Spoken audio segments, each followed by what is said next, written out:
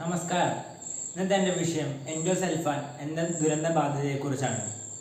നമ്മൾ കഴിഞ്ഞ കുറച്ച് വർഷങ്ങളായി കേട്ടുകൊണ്ടിരിക്കുന്ന സാധനമാണല്ലോ എൻഡോസൾഫാൻ. ഇവ എന്താണ്? ഇവ ഒരു കീടനാശിനിയാണ്. ഈ കീടനാശിനി ഈ പ്രാണികളുടെ മറ്റ് ജീവികളുടെയും ഒക്കെ ഉള്ളിൽ ചെന്നാൽ അവരുടെ വ്യൂഹങ്ങളെല്ലാം നശിച്ചു പോവുകയാണ് ഉണ്ടാവുക. പിന്നെ അതുകൂടാതെ ധാരാളം അംഗവൈകല്യങ്ങളും അതിൻ്റെ ഭാഗമായി ധാരാളം പ്രശ്നങ്ങളും വരുന്നു. അത്രയധികം കെമിക്കൽസ് അടങ്ങിയ സാധനമാണ് ഈ എൻഡോസൾഫാൻ എന്ന് പറയുന്നത്. ഇവ കൂടുതലായും കാസർഗോഡാണ് ഉപയോഗിച്ച് വരുന്നത്. കാരണം അവിടെ കശുവണ്ടി കൃഷി ധാരാളമായി നടക്കുന്നുണ്ട്. അതുകൊണ്ട് തന്നെ അവിടെയാണ് ഇത് ധാരാളമായി ഉപയോഗിച്ച് വരുന്നത്. അതിൻ്റെ പ്രത്യാഘാതമായി അവിടെയുള്ള ആൾക്കാർക്ക് പലവർക്കും പല പല അസുഖങ്ങൾ വന്നിട്ടുണ്ട്. ഉദാഹരണത്തിന് അംഗവൈകല്യങ്ങൾ, അതുമായി ബന്ധപ്പെട്ട ശാരീരിക പ്രശ്നങ്ങൾ, പിന്നെ ഈ ബുദ്ധിയില്ലായ്മ, അങ്ങനെയുള്ള പ്രശ്നങ്ങളൊക്കെ അവിടെ വന്നതായി കണ്ടെത്തിയിട്ടുണ്ട്.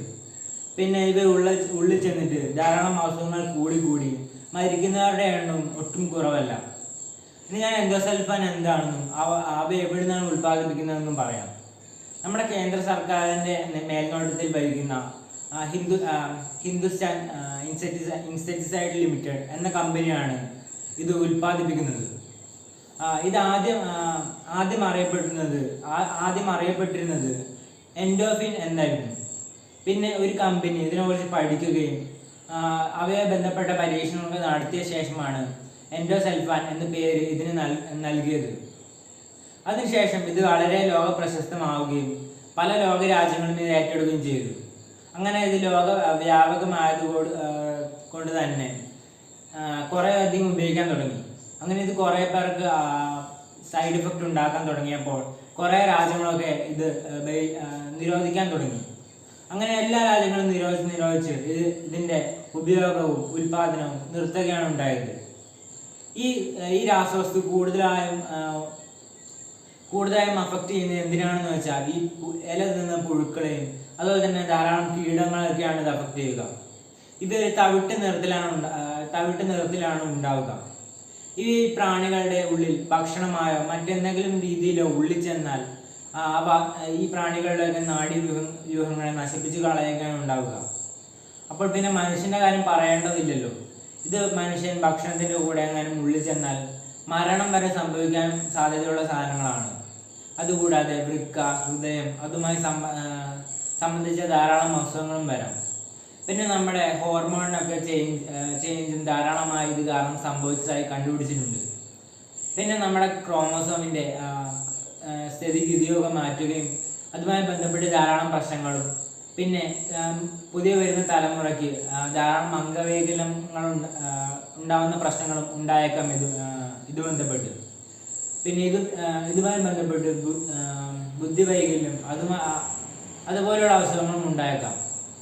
അപ്പോൾ ഇത് നിരോധിച്ച സമയത്താണ് ക്രൈ പ്രോട്ടീൻ എന്ന് പറയുന്ന സാധനം കണ്ടുപിടിച്ചത്. അപ്പോൾ അവ എന്താണെന്ന് വെച്ചാൽ ഈ കോട്ടൺ ചെടികളിലേക്ക് ഓരോ സെല്ലെടുത്ത് അവയെ കുത്തിവെക്കുകയാണ് ഉണ്ടാവുക. എന്നിട്ട് ആ സെല്ലെടുത്ത് അതിൽ നിന്നാണ് പുതിയ ചെടി വളർത്തുക. അപ്പോൾ ഈ പ്രാണികളൊക്കെ ഇത് തിന്നുമ്പോൾ ഇവയിലുള്ള ഈ പ്രോട്ടീൻ ഈ പ്രാണികളുടെ ഉള്ളിൽ ചെല്ലുകയും അവ ഒരു പ്രത്യേക തരത്തിലുള്ള ആസിഡിൽ മാത്രം ലയിച്ചു ചേരുകയും അങ്ങനെ ഈ പ്രാണിയുടെ വയറ് നശിച്ചു പോവുകയാണ് ഉണ്ടാവുക. അപ്പോൾ ഇതത്ര നല്ല പരിപാടിയാണല്ലേ. അപ്പോൾ ഒരു ആസിഡിൽ മാത്രമേ ഇത് റിയാക്ട് ചെയ്യുകയും അത് നശിപ്പിച്ച് കളയുള്ളൂ. അപ്പോൾ ഇത് മനുഷ്യർക്ക് പ്രശ്നമല്ല. അപ്പോൾ അങ്ങനെയാണ് പുതിയ കണ്ടുപിടുത്തങ്ങളൊക്കെ നടത്തുന്നത്. പിന്നെ ഇവയുമായി ബന്ധപ്പെട്ട ധാരാളം പ്രശ്നങ്ങളുണ്ടല്ലോ. അപ്പോൾ ഇത് നമ്മൾ ഉപയോഗിക്കുമ്പോൾ ധാരാളം കരുതലുകൾ എടുക്കണമെന്നുണ്ട്. അപ്പോൾ പക്ഷേങ്കിലും അതൊന്നും പാലിച്ചു വരാറില്ല ഇന്നിവിടെ. അപ്പോൾ ഏതായാലും കരുതലുകൾ എടുക്കേണ്ടതെന്ന് നമ്മുടെ ഗവൺമെൻറ് പറഞ്ഞത് ഞാൻ കുറച്ച് പറയാം. അപ്പോൾ ഇത് ഉപയോഗിക്കുന്നതിന് തൊട്ട് മുമ്പ് കഴിഞ്ഞ 20 ദിവസം നമ്മൾ മാറി നിൽക്കേണ്ടതാണ്. അതുകൂടാതെ ജലാശയങ്ങളൊക്കെ അടച്ചു വെക്കേണ്ടതുമുണ്ട്. പിന്നെ ഇത് ഹെലികോപ്റ്ററിലൊക്കെ ഉപയോഗിക്കുമ്പോൾ 2 തൊട്ട് 3 മീറ്ററിലെ ഉയരത്തിൽ കൂടാൻ പാടില്ല എന്നുമുണ്ട്. പക്ഷെ ഇവയൊക്കെ ഇവയുണ്ടായാലും ഇല്ലെങ്കിലും ഒരു ഉപയോഗമില്ല എന്ന് മനസ്സിലായത് കൊണ്ട് തന്നെ ആയിരിക്കണം ഇവയൊന്നും ആരും അനുസരിക്കാറില്ല. അപ്പോൾ അതുകൊണ്ട് തന്നെയാണ് ഇപ്പോൾ ഇത്രയധികം ഈ അംഗവൈകല്യവും അതെല്ലാം വളർന്നത് തന്നെ. പിന്നെ നമുക്കറിയാം 70 രാജ്യങ്ങളും ഇത് നിരോധിച്ചു കഴിഞ്ഞായിരുന്നു.